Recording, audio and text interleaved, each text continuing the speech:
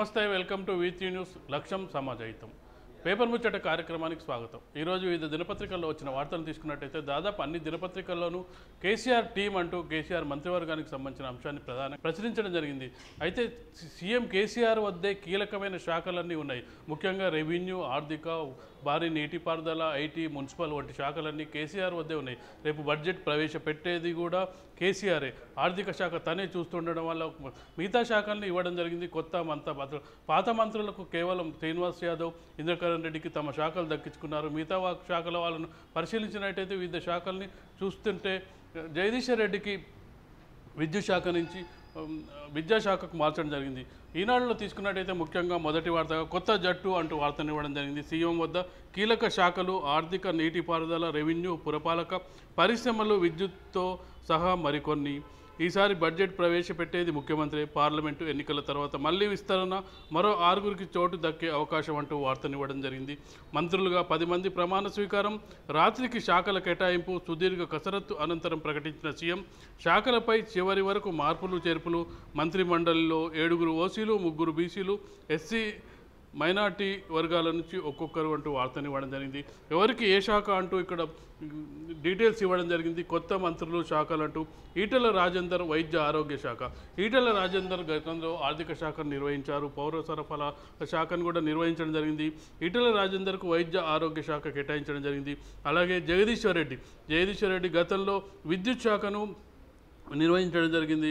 ఈసారి విద్యాశాఖ జగదీశ్వర్ రెడ్డికి కేటాయించడం జరిగింది. అలాగే కొత్తగా మంత్రివర్గంలో చేరిన ఎర్రవల్లి దయాకర్ రావుకు పంచాయతీరాజ్, గ్రామీణాభివృద్ధి, గ్రామీణ నీటి సరఫరా శాఖను కేటాయించడం జరిగింది. అలాగే ముఖ్యమంత్రికి అత్యంత సన్నిహితుడైన నిరంజన్ రెడ్డికి వ్యవసాయం, సహకార, మార్కెటింగ్, పౌర సరఫరాలు, వినియోగ వ్యవహారాలకు సంబంధించిన శాఖను కేటాయించడం జరిగింది. నిరంజన్ రెడ్డి మొదటిసారి గెలవడం జరిగింది. గత ఎన్నికల్లో ఓటమి పాలైన నిరంజన్ రెడ్డి ప్రణాళికా సంఘం ఉపాధ్యక్షుడిగా పనిచేయడం జరిగింది. మరొక సీనియర్ నేత Koppula Eshwar SC, ST, BC, minority, దివ్యాంగులు, అంటే సంక్షేమ శాఖలన్నీ కలిపి ఒక శాఖ కిందికి తేవడం జరిగింది. సంక్షేమ శాఖలన్నీ కొప్పుల ఈశ్వర్కు కేటాయించడం జరిగింది. మొదటిసారిగా కొప్పుల ఈశ్వర్ కూడా మంత్రిగా బాధ్యతలు చేపట్టారు. అలాగే ముఖ్యమంత్రికి మరొకరు సన్నిహితుడైన వేముల ప్రశాంత్ రెడ్డికి రోడ్లు, భవనాలు, రవాణా, శాసనసభ వ్యవహారాలు, గృహ నిర్మాణ శాఖను కేటాయించడం జరిగింది. ప్రశాంత్ రెడ్డి గతంలో మిషన్ భగీరథ, నీటిపారుదల శాఖ చైర్మన్గా పనిచేసి ఉన్నారు. ఆబ్కారీ, పర్యాటక, క్రీడలు, యువజన సేవలు, సాంస్కృతిక, పురావస్తు శాఖలు కేటాయించడం జరిగింది. మరొక మంత్రి గతంలో కేసీఆర్ మంత్రివర్గంలో పనిచేసిన ఇంద్రకరణ్ రెడ్డికి గతంలో నిర్వహించిన న్యాయ, దేవాదాయంతో పాటు అటవీ, పర్యావరణం కేటాయించిన. గతంలో న్యాయ, దేవాదాయంతో పాటు గృహ నిర్మాణం కూడా ఇంద్రకరణ్ రెడ్డి ఆధీనంలో ఉండేది. ఇప్పుడు గృహ నిర్మాణాన్ని ప్రశాంత్ రెడ్డికి కేటాయించి అటవీ, పర్యావరణం ఇంద్రకరణ్ రెడ్డికి అదనంగా ఇవ్వడం జరిగింది. అలాగే మరో మంత్రి తలసాని శ్రీనివాస్ యాదవ్ గతంలో నిర్వహించిన పశు సంవర్ధక శాఖను మళ్ళీ కేటాయించడం జరిగింది. పాడి పరిశ్రమ, సినిమాటోగ్రఫీకి సంబంధించిన శాఖలు తలసాని శ్రీనివాస్ యాదవ్కు కేటాయించడం జరిగింది. మరొక మంత్రిగా చామకూర మల్లారెడ్డి మొదటిసారి మంత్రిగా ప్రమాణ స్వీకారం చేశారు. గతంలో ఎంపీగా పనిచేసి ఎంపీకి రాజీనామా చేసి మేడ్చల్ నుంచి గెలవడం జరిగింది. కార్మిక, ఉపాధి కల్పన, కర్మాగారాలు, స్త్రీ శిశు సంక్షేమం, నైపుణ్యాభివృద్ధి శాఖలను కేటాయించడం జరిగింది. ముఖ్యమైన శాఖలన్నీ సీఎం కేసీఆర్ దగ్గరే ఉన్నాయి. ఇప్పుడు మరొక వార్తగా చూసినట్టయితే క్రమశిక్షణ గల సైనికుడిని మంత్రి పదవి రాలేదని బాధ లేదు. సామాజిక మాధ్యమాల్లో వస్తున్న వార్తలు అవాస్తవం. మాజీ మంత్రి హరీష్ రావు అంటూ వార్తనివ్వడం జరిగింది. మరొక వార్తగా ఈనాడులో రాష్ట్రంలో విమాన ఇంజన్ల విడిభాగాల తయారీ పరిశ్రమ శంషాబాద్లో ఏర్పాటుకు ముందుకొచ్చిన సఫ్రాన్. సీఎం కేసీఆర్తో సంస్థ సీఈఓ భేటీ. 290 కోట్ల పెట్టుబడి, 350 మందికి ఉపాధి, 2020 నాటికి ఉత్పత్తి ప్రారంభం అంటూ వార్తనివ్వడం జరిగింది. మరొక ఇంట్రెస్టింగ్ న్యూస్ ఈనాడులో ఇవ్వడం జరిగింది.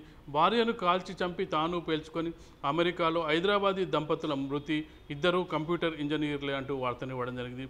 6 నెలలు దాటితే సూపర్ స్పెషాలిటీ వైద్యం నిబంధనలు సడలించిన బోర్డు, ఈఎస్ఐ సభ్యులకు కొత్త వెసులుబాటు అంటూ వార్తనివ్వడం జరిగింది. మరొక వార్తగా ఓటుకు నోటు కేసులో రేవంత్ను ప్రశ్నించిన ఈడీ 8 గంటల పాటు సుదీర్ఘ విచారణ, నేడు కూడా కొనసాగింపు. నిధుల సమీకరణపై ప్రశ్నల వర్షం అంటూ వార్తనివ్వడం జరిగింది. మరొక వార్తగా ఈనాడులో చెరో సగం రాష్ట్రాలకు పన్నుల వాటా 50% పెంచాలి. 15వ ఆర్థిక సంఘం పర్యటన సందర్భంగా ముఖ్యమంత్రి కేసీఆర్ సంఘం సభ్యులతో భేటీ అయ్యారు. ఏకే సింగ్ నిర్వహించిన సమావేశంలో వాటాను పెంచాలంటూ ఒక విజ్ఞాపనను అందించడం జరిగింది. ఆర్థిక సమాఖ్య స్ఫూర్తికి బాటలు వేయాలి, ముందుకు వెళ్ళే రాష్ట్రాలను ప్రోత్సహించాలి, వెనుకబడిన రాష్ట్రాలకు ప్రత్యేక వ్యవస్థ ఏర్పాటు చేయండి. నాడు కేరళ, గుజరాత్, నేడు దేశమంతా తెలంగాణ మాటే అంటూ FBIMR 4% పెంచాలి. 15వ ఆర్థిక సంఘం సమావేశంలో సీఎం కేసీఆర్ అంటూ వార్తనివ్వడం జరిగింది. ఈనాడులో మరొక వార్తగా పాక్ ఉగ్ర కేంద్రమే అంటూ వార్తనివ్వడం జరిగింది. గతంలోనూ సాక్ష్యాలు ఇచ్చాం, ఏం చేశారు? పుల్వామా ఘటనను దాడి అని అంగీకరించలేదు, కనీసం సానుభూతి తెలియచేయలేదు. దాడికి ఎన్నికలకు ముడిపెట్టడం తగదు. ఇమ్రాన్ ఖాన్ వ్యాఖ్యలపై మండిపడిన భారత్. ఇమ్రాన్ ఖాన్ దాడి చేస్తే ప్రతి దాడే అంటూ ఇమ్రాన్ ఖాన్ చెప్పడం జరిగింది. ఆలోచిస్తూ కూర్చోం, పుల్వామా ఉగ్రదాడితో మాకు సంబంధం లేదు. పాక్లో జాతిని ఉద్దేశించి ప్రసంగించిన ప్రధాని ఇమ్రాన్ అంటూ వార్తనివ్వడింది. ఇవి ఈనాడులో మొదటి పేజీలో వచ్చిన వార్తలను తీసుకున్నట్టయితే, మరొక పత్రికను తీసుకున్నట్టయితే ఆంధ్రజ్యోతిలో మొదటి పేజీలో మొదటి వార్తగా రాజ్భవన్లో ప్రమాణ స్వీకారం అనంతరం గవర్నర్ ముఖ్యమంత్రితో గ్రూప్ ఫోటోకు సంబంధించిన అంశాన్ని, మంత్రులకు సంబంధించిన అంశాన్ని ఇవ్వడం జరిగింది. కొలువు తీరిన క్యాబినెట్ అంటూ, ముఖ్య మంత్రి అంటూ కేసీఆర్ అంటూ, అంటే ముఖ్య శాఖలన్నీ కేసీఆర్ వద్దే ఉన్నాయంటూ ఈ వార్తా కథనం సారాంశం. ప్రమాణం ఆసక్తికరం అంటూ వార్త ఇవ్వడం జరిగింది. గంభీరంగా ప్రమాణ స్వీకారం. రెండో వరుసలో పక్కపక్కనే కేటీఆర్, హరీష్ ప్రత్యేక ఆకర్షణగా కనిపించిన ఆ ఇద్దరు కేటీఆర్ దృష్టిలో పడేందుకు నేతల యత్నాలు. మహిళా ఎమ్మెల్యేల కంట జలజల కన్నీళ్లు అంటూ వార్తనివ్వడం జరిగింది. ఈటలకు వైద్య ఆరోగ్యం, జగదీష్ రెడ్డికి విద్య, నిరంజన్ రెడ్డికి వ్యవసాయం, పౌర సరఫరాలు, ఎర్రబెల్లికి పంచాయతీరాజ్ గ్రామీణాభివృద్ధి, కొప్పులకు సంక్షేమం, శ్రీనివాస్ గౌడ్కు ఎక్సైజ్, ఇంద్రకరణ్కు అటవీ పర్యావరణం, దేవాదాయం, తలసాన్ యాదవ్కు అన్ని గత విభాగాలే, మల్లారెడ్డికి కార్మికం, వేములకు రవాణా, హౌసింగ్ అంటూ వార్తనివ్వడం జరిగింది. కేసీఆర్ కీలక శాఖలన్నీ కేసీఆర్ వద్దే అంటూ తాగునీరు, సాగునీరు, ఆర్థిక శాఖ, రెవెన్యూ, ఇన్ఫర్మేషన్ టెక్నాలజీ, విద్యుత్, పరిశ్రమలు, మున్సిపల్ పరిపాలన అంటూ వార్తనివ్వడం జరిగింది. మరొక వార్తగా మంత్రి పదవి రాలేదనే బాధే లేదు, పార్టీలో క్రమశిక్షణ కలిగిన సైనికుడిని, కేసీఆర్ ఏ బాధ్యత ఇచ్చినా పనిచేస్తా, సోషల్ మీడియాలో ప్రచారాన్ని ఖండిస్తున్నా, నాకు గ్రూపులు లేవు, సేనలు లేవు, హరీష్ రావు కొత్త మంత్రులకు శుభాకాంక్షలు అంటూ వార్తనివ్వడం జరిగింది. మరొక వార్తగా ఆంధ్రజ్యోతిలో సగం పన్ను రాష్ట్రాలకే, జీఎస్టీ అమల్లో రాష్ట్రాల త్యాగాన్ని గుర్తించండి, రాష్ట్రాలకు అప్పు తెచ్చుకునే వెసులుబాటు పెరగాలి, కాళేశ్వరం భగీరథ నిర్వహణకు చేయూత ఇవ్వాలి, సంక్షేమం మీకెందుకు, నిధులు మాకే అప్పగించండి, ఆర్థిక క్రమశిక్షణలో కేంద్రం కంటే రాష్ట్రాల నిర్ణయం, పేద రాష్ట్రాల కోసం మమ్మల్ని వెనక్కి లాగొద్దు, నిన్న ప్రజాకర్షక పథకాలు నేటు దేశానికి ఆదర్శం, రొటీన్ బడ్జెట్ వద్దు, కొత్త ఆర్థిక నమూనా కావాలి, ఆర్థిక సంఘం సమావేశాల్లో కేసీఆర్ ప్రసంగం అంటూ వార్తనివ్వడం జరిగింది. మరొక వార్తగా 50 లక్షలు ఎక్కడివి, సొంతంగా సమకూర్చారా, ఎవరైనా ఇచ్చారా అంటూ ఈడీ రేవంత్ రెడ్డిని ప్రశ్నించిన విషయాన్ని ప్రధానంగా ప్రస్తావించడం జరిగింది. 4.5 కోట్లు ఎలా సర్దాలని అనుకున్నారు? ఓటుకు నోటు కేసులో ఈడీ ప్రశ్నల వంశం, 8 గంటల పాటు విచారణ, 40కి పైగా ప్రశ్నలు. నేడు మరోసారి ఈడీ ముందుకు హాజరు. విచారణ పూర్తయిన కేసులో ఏం తేలుస్తారు? రాజకీయ కక్షతోనే వేధింపులు అంటూ వార్తనివ్వడం జరిగింది. ఆధారాలిస్తే సహకారం, దాడి చేస్తే ప్రతీకారం, యుద్ధం ఆరంభించడమే మన చేతుల్లో, ముగింపు ఎలా ఉంటుందో తెలియదంటూ పాక్ ప్రధాని ఇమ్రాన్ ఖాన్కు సంబంధించిన వార్తనివ్వడం జరిగింది.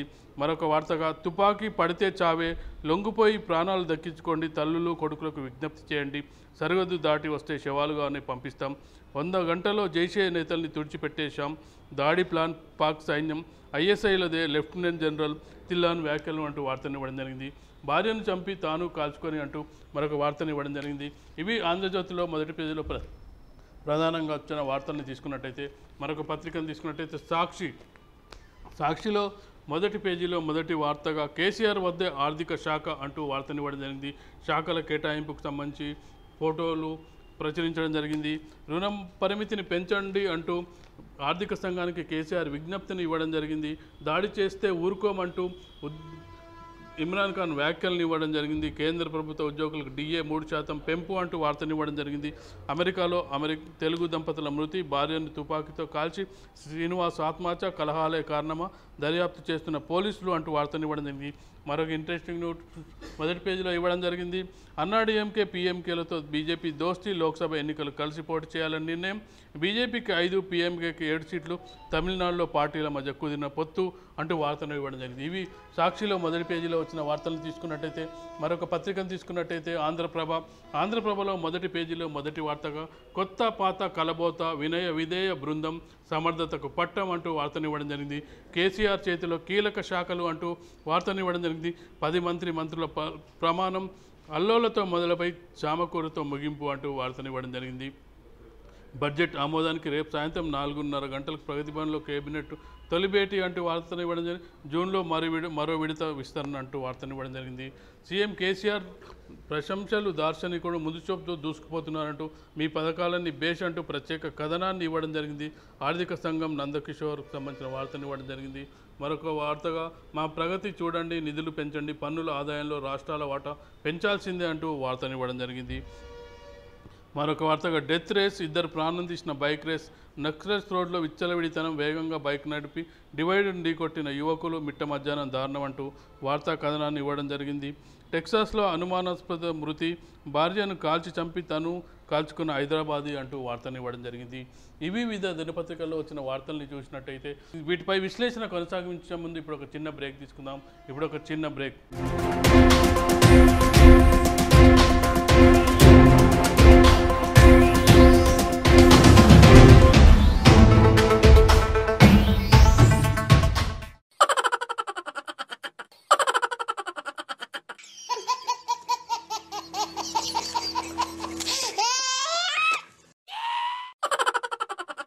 గిలిగిలిగా త్వరలో మీ V3 న్యూస్ ఛానల్లో.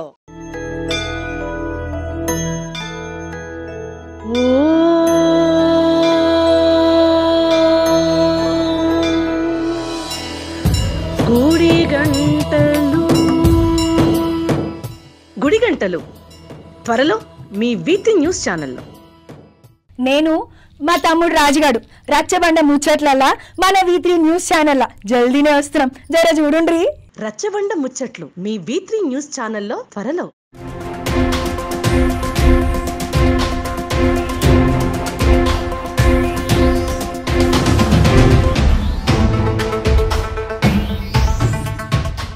వెల్కమ్ బ్యాక్ టు పేపర్ ముచ్చట కార్యక్రమం. ఈరోజు వివిధ దినపత్రికల్లో వచ్చిన వార్తలు చూసినట్టయితే ముఖ్యంగా అన్ని దినపత్రికల్లోనూ కేసీఆర్ టీముకు సంబంధించిన మంత్రివర్గానికి సంబంధించిన కూర్పుకు సంబంధించిన అంశాన్ని ప్రధానంగా ప్రచురించడం జరిగింది.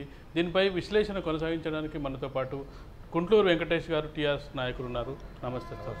అంటే మంత్రివర్గం అంటే 66 రోజుల తర్వాత మంత్రివర్గాన్ని ఏర్పాటు చేయడం జరిగింది. మంత్రివర్గంలో అంటే కొందరికి స్థానం కల్పించలేదని ఒక అపప్రద ఉంది. దీన్ని స్థూలంగా మీరు ఈ మంత్రివర్గాన్ని ఎలా విశ్లేషిస్తారు? పూర్తి స్థాయి విశ్లేషణ జరగలేదు కాదు కాబట్టి, ఎక్స్పాన్షన్ జరగలేదు కాబట్టి ఎంతమంది 11 మంది పెట్టడం జరిగింది. నిజానికి 18 మంది రావాలి, ఇంకొక 7 మంది రావాలి. 6 రావాలంటే కేసీఆర్తో కలిపి 6 కాలేదు. ఇప్పుడు దాంట్లో ఇప్పుడు ఇచ్చిన దాంట్లో కూడా బీసీ సామాజిక వర్గానికి 3 ఇచ్చాడు. శ్రీనివాస్ గౌడ్ కానీ, మన శ్రీనివాస్ యాదవ్ కానీ, ఈటల రాజేంద్ర కానీ 3కి ఇచ్చాడు. తర్వాత మిగతా ఎస్సీలలో కొప్పుల ఈశ్వర్ గారు చాలా సీనియర్, ఎప్పటి నుంచో ఆయన కూడా ఇచ్చారు. మిగతా సామాజిక వర్గానికి 4, ఒక ముస్లిం మైనార్టీకి 1 ఇచ్చారు.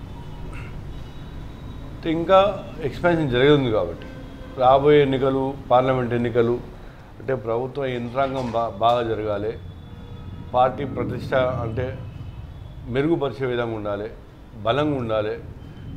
అంటే ఒక్కరికి అనుభవం ఉన్న వాళ్ళకి ఇస్తే ఒక రకంగా ఇది ఉంటుంది, కొత్త వాళ్ళకి అవకాశం ఇస్తే కనుక వాళ్ళకు కూడా అనుభవం వస్తుంది, వాళ్ళకు కూడా ఒక ఎమినెంట్ పర్సనాలిటీ అంటే ఎక్కడైనా మాట్లాడగలిగే, పార్టీని పరిచే భాగంగా వాళ్ళు ఎక్కడైనా ఏ ఇష్యూనైనా ఈజీగా ట్యాకిల్ చేయగలగాలి అనే ఉద్దేశంతో కొత్త వాళ్ళకు కూడా ప్రాధాన్యత చేయడం జరుగుతుంది.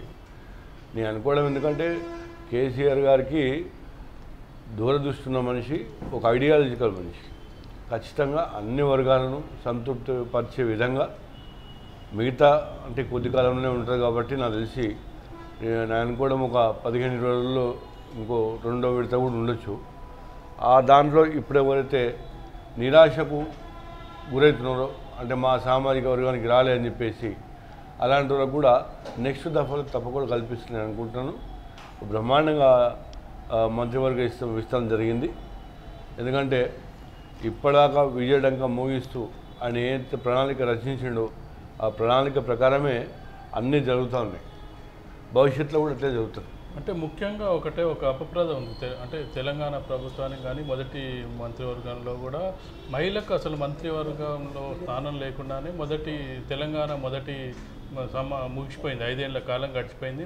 తెలంగాణ మంత్రి అంటే అదొక చరిత్రలో నిలిచిపోద్ది. అంటే మొదటిసారి ఏర్పడ్డ తెలంగాణ మంత్రివర్గంలో మహిళా మంత్రి లేరనేది మనం చెప్పినా ఎన్ని సమర్థించుకున్నా మేము మహిళకు పెద్దపీట వేస్తామన్నా వేయకపోయినా ఏదో ఒక చరిత్రలో నిలిచిపోతుంది. అలాంటిది ఈసారి ఖచ్చితంగా మహిళా మంత్రి అవుతారనుకున్నారు. సరే రెండోసారి అవుతారని చెప్పుకోవచ్చు, కానీ మొదటి విడతలో ఇచ్చి ఉంటే అపప్రద పోయేది కదా అనేది ఇక్కడ సమస్య. ఇప్పుడు ఫైనల్గా గోల్ ఏం చూస్తుందంటే ప్రభుత్వం ప్రజలకు ఇచ్చే వసతులు కానీ డెవలప్మెంట్ కానీ ఎట్లా అవుతున్నది ప్రధానమైన లక్ష్యం. ఎవరైనా ఏ ప్రభుత్వం వచ్చినా ఎవరికి అవకాశం వచ్చింది ఎవరికి అవకాశం రాలేదు సెకండరీ విషయం. అయితే లాస్ట్ టైం పద్మాదేవేంద్రకు డిప్యూటీ స్పీకర్ ఇచ్చారు. దాని తర్వాత హైదరాబాద్ మార్కెట్ కమిటీ చైర్మన్ ఇచ్చారు. అట్లా కొన్ని చోట్ల ఉన్న చోట్ల అవకాశం ఉన్న చోట్ల ఇచ్చారు లాస్ట్ టైం. ఎందుకంటే కొత్త రాష్ట్రం కాబట్టి ఒక ఐడియాలజికల్గా ఉండరు. అంటే వీళ్ళకు బెస్ట్ డిసిషన్ తీసుకునే పర్ఫార్మెన్స్ అంటే మగవాళ్ళు పొలిటికల్గా అవేర్నెస్ ఉన్న వాళ్ళకు ఫస్ట్ టైం ఇవ్వడం జరిగింది 5 సంవత్సరాల కాలంలో అనుభవంతో ఎవరైతే ఉన్నారో. కొత్త రాష్ట్రం కాబట్టి ఇక్కడ పొరపాటు జరగదు. పొరపాటు చేస్తే ప్రభుత్వము అంటే చెడ్డ పేరు వస్తున్న ఉద్దేశంతో ఫస్ట్ దఫా నడిచిపోయింది. ఇప్పుడు 2 దఫా అంటే సెకండ్ టైం ఇది వచ్చింది కాబట్టి ఒక స్టెబిలిటీ ఉన్నది. ప్రజలు కేసీఆర్ వెంబడే ఉన్నారు కాబట్టి తప్పకుండా ఈసారి మహిళలకు కూడా ప్రాధాన్యత ఇస్తారు అనుకుంటే. అంటే ఇప్పుడు ఇచ్చి ఉంటే బాగుండేది. ఎందుకంటే మహిళలు సగభాగం మహిళలు ఉన్నారు. అంటే మనం ఎన్ని పథకాలు చేసినా ఏం చేసినా కీలక భాగస్వామ్యంలో అంటే మంత్రివర్గం జరిగేటప్పుడు సమావేశాల్లో కానీ అసెంబ్లీలో కానీ మహిళా మంత్రులు ఉండాలనేది. ఇప్పుడంటే ప్రతి సామాజిక సామర్థ్యాలు పాటించేది కూడా అందుకే అన్ని వర్గాలని మంత్రివర్గంలో పెట్టుకునేది. అంటే ప్రతి వర్గం తరఫున వాళ్ళ ప్రాతినిధ్యం ఉంటుందని. ఆ ప్రాతినిధ్యం మొదటిసారి లేదు, ఈసారి కూడా కల్పించకపోవడంపై విమర్శలకు తావిస్తున్నది ప్రధానం. అంటే ఎక్కువ కాలం లేదు కాబట్టి నేను అనుకోవడం ఒక 1 మంత్లోనే సెకండ్ దఫా ఎక్స్పాన్షన్ ఉంటుంది.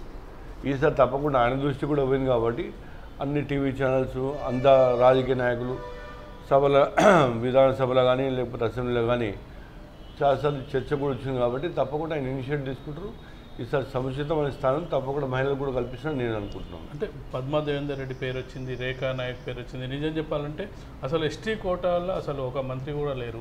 ఎస్టీ కోటాలో మంత్రి లేరు, మహిళా మంత్రి లేరు. అంటే ఒక రేఖా నాయక్ లాంటి వాళ్ళకి ఇచ్చుంటే 2 సమస్యలు కూడా విమర్శలకు తావియకుండా ఉండేది కదా అనేది. అంటే ఈ విమర్శలన్నీ తిప్పికొట్టే విధంగానే కేసీఆర్ గారు నిర్ణయం తీసుకుంటారు. రాబోయే 1 మంత్లో ఎక్స్పాన్షన్లో తప్పకుండా ఈ సామాజిక వర్గానికి కూడా కల్పిస్తారు, ప్లస్ మహిళలకు కూడా కల్పిస్తారు. అంటే ఇప్పుడున్న విమర్శ ఏంటంటే నిన్న 10 మంది మంత్రివర్గంలో విస్తరణ జరిపితే అందులో 5 రెడ్డిలే ఉన్నారు. అంటే రెడ్డిలు ఎక్కువ మంది గెలిచి ఉండవచ్చు, కానీ మిగతా సామాజిక వర్గాలకు అసలు ప్రాతినిధ్యం లేకుండా ఉన్నది అనేది ప్రధాన విమర్శ. అంటే ఇప్పుడు దీని ఏ కోణం నుంచి చూడాలంటే మనం అనాదిగా మనం ఒకసారి అంటే 1950 నుంచి కూడా తీసుకుంటే కొన్ని సామాజిక వర్గాలు బాగా డెవలప్ అయినాయి. పొలిటికల్గా కానీ ఆర్థిక పరంగా కానీ టాక్టిక్స్ కానీ రాజకీయం అంటేనే అంటే ఇది ఫేర్ ఉండే ఇది కాదు. అంటే ప్రతిపక్షాలను తిప్పికొడుతూ ఎప్పటికప్పుడు అప్డేట్ చేస్తూ పార్టీని రక్షించుకుంటూ ప్రజలకు దగ్గరగా ఉంటూ యంత్రాంగం నడిపించే ఇది. అంటే కొంత భాగం వాళ్ళకు ఇచ్చినమాట వాస్తవమే.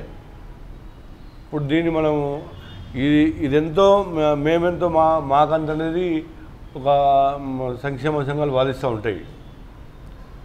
కానీ ఒక ఎఫిషియెంట్ ఉన్న వాళ్ళకు ఫస్ట్ ప్రయారిటీలు అనే ఉద్దేశం అట్లా కూడా ఇచ్చిండొచ్చు. ఎందుకంటే ఇప్పుడు మనం చూస్తూ ఉంటాం ఒక ఇంటర్నేషనల్ నేషనల్ లెవెల్లో ఓ స్పోర్ట్స్మెన్ ఉంటారు. దాంట్లో ఎవడు పర్ఫార్మెన్స్ బాగా చేస్తేనే వాడు ఒకటి ఏంటంటే అవకాశం కల్పిస్తేనే కదా పర్ఫార్మెన్స్. ఎగ్జాంపుల్ తీసుకుంటే ఈటెల రాజేందర్కు గత మంత్రివర్గంలో ఆర్థిక శాఖ మీద ఎలాంటి అంటే ప్రాబ్లమ్స్ లేకుండా ఆర్థిక శాఖను సమర్థవంతంగా నడిపారు. అవకాశం ఇవ్వడం వల్ల నడపగలిగాడు. అలాగే బీసీలకు కానీ ఎస్టీలకు కానీ మహిళలకు కానీ స్థానం కల్పిస్తే వాళ్ళ ఎఫిషియన్సీ బయటపడుతుంది కదా అనేది. అంటే గెలిచిన వాళ్ళకి పార్టీ వేరు, ప్రభుత్వం వేరు. గెలిచిన తర్వాత ఇంకా వాళ్ళకు కేవలం పరిపాలనకు సంబంధించిన విభాగాల్లో వాళ్ళకు అనుభవం కావాలి. అలాంటప్పుడు ఎఫిషియన్సీ ప్రూవ్ చేసుకోవాలంటే వాళ్ళకి అవకాశం కల్పించాలి కదా అని. నేనేమన్నా ఇప్పుడు జర్నీ ఇప్పుడే స్టార్ట్ అయింది కాబట్టి, కొత్త ప్రభుత్వం జర్నీ ఇప్పుడే స్టార్ట్ అయింది కాబట్టి, సెకండ్ దఫా ఉంది కాబట్టి తప్పకుండా దానిలో అవకాశం కల్పిస్తారనే భావం నాకు ఆశాభావం ఉంది. అంటే సెకండ్ దఫా కూడా అంటే దాదాపు సింహభాగం శాఖలు అయితే అంటే శాఖల మీన్స్ మంత్రులు ప్రమాణ స్వీకారం చేశారు. అంటే దాదాపు మనకు 17 ముఖ్యమంత్రిని వదిలిస్తే 17 శాఖల్లో 11 మంది అంటే మిగిలిన 6లో ఖచ్చితంగా ఒక మహిళకి ఇవ్వాల్సి ఉంటుంది, ఒక ట్రైబల్ ఎస్టీకి ఇవ్వాల్సి ఉంటుంది. మిగిలిన 4 శాఖల్లో చాలామంది ఆశావాళ్ళు ఉన్నారు. అంటే ఇవన్నీ ఫుల్ఫిల్ చేయడం ఎలాగనేది ప్రధాన. అంటే బాధ్యత అనేది ఓన్లీ మంత్రివర్గమే కాదు, ఒక విప్గా ఇవ్వచ్చు, ఒక సంబంధిత శాఖ ఒక ఇన్ఛార్జ్గా పెట్టచ్చు, పార్టీ బాధ్యతలు ఇవ్వచ్చు, లేకపోతే ఇంకా కార్పొరేషన్ దాంట్లో ఇవ్వచ్చు, వివిధ రకాలుగా ఒక ఎస్టాబ్లిష్మెంట్ చేయొచ్చు. మనం ఇప్పుడు ఒక మనిషి ఉన్నాడు అనుకుంటే కనుక ఫలానా మంత్రి ఇస్తేనే కరెక్ట్ అని చెప్పి చెప్పడానికి లేదు. ఓ మంచి ఎస్టీ కార్పొరేషన్ ఉన్నది, దాని ఎన్ని రోజుల నుంచో అంటే బాగా కూరుకొని పోయిన కార్పొరేషన్ కొన్ని ఉన్నాయి. వాటిని డెవలప్ చేసే ప్రక్రియలో ఎవరైనా ఎఫిషియెంట్ ఉంటే అలాంటి బాధ్యత కూడా అప్పచెప్పచ్చు. పార్టీ ఏం చూస్తుంది, ఎక్కడ కూడా కుంటుపడకుండా, ఏ శాఖ కూడా ఇది కాకుండా అన్ని శాఖలు సమర్థవంతంగా పనిచేయాలి, ప్రభుత్వానికి మంచి పేదవాళ్ళన్నది ఓ లక్ష్యం ఉంటుంది సీఎంకు. అందులో భాగంగా ఇంకో అసైన్మెంట్ ఇవ్వచ్చు, అంతకాలం మంచిది కూడా ఇవ్వచ్చు. ఇప్పుడు పెద్దలు కేశవరావు ఉన్నారు, ఆయన చీఫ్ విప్పిన ఇది చేసారు, ఆయనకు సెక్రటరీ జనరల్ ఇచ్చారు. అట్లా పెద్ద అనుభవం ఉన్నది కాబట్టి వివిధ రకాలుగా వాళ్ళ సేవలు తప్పకుండా ఉపయోగించుకుంటారు. అంటే ఒకటి ఏంటంటే సామాజిక సమతుల్యత పాటించడం అనేది, అంటే ప్రతి పార్టీ కూడా మంత్రివర్గ కూర్పులో కానీ అంటే ఇక్కడ సామాజిక సమతుల్యత లేదనేది ఒక విమర్శల నుంచి నెక్స్ట్ ఇంకొక 6 ఉంది. ఆ టైంలో బయటపడకపోతే మళ్ళీ మొదటి మంత్రివర్గ విస్తరణలో సంభవించిన విమర్శలే మళ్ళీ ఎదుర్కొంటారు కదా ప్రభుత్వం అనేది. తప్పకుండా కేసీఆర్ గారు ఈ విషయం పైన ఆలోచన చేస్తారు, పార్టీ కూడా ఆలోచన చేస్తుంది.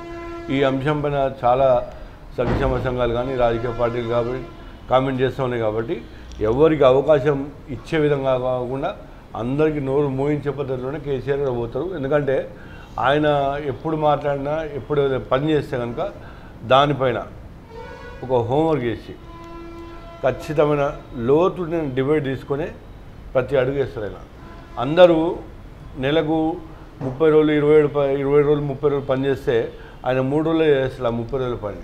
అదైన గొప్పతనం.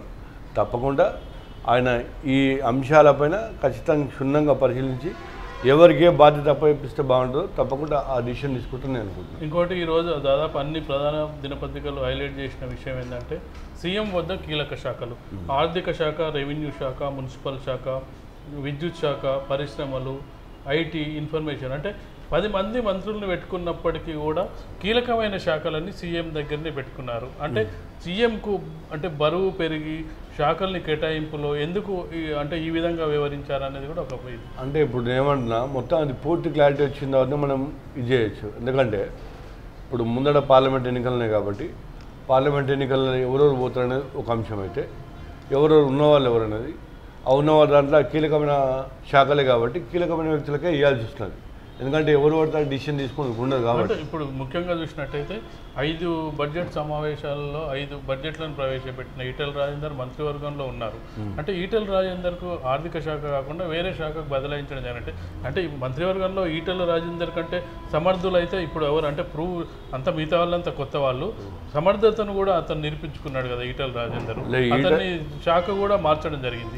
ఈటెల రాజేందర్ అనే వ్యక్తి సమర్థవంతుడు, ఖచ్చితంగా మంచి ప్రక్షాళన తీసుకొచ్చిండు. దాంట్లో ఆర్థిక రంగంలో మంచి క్షుణ్ణంగా అంటే చాలా డెప్త్గా 0 నుంచి స్టార్ట్ చేసి తెలంగాణ బడ్జెట్ ఏంటి, దాని ఖర్చు ఏంటి, ఇలాంటి పూర్తి అవగాహన తీసుకొచ్చిన మనిషి.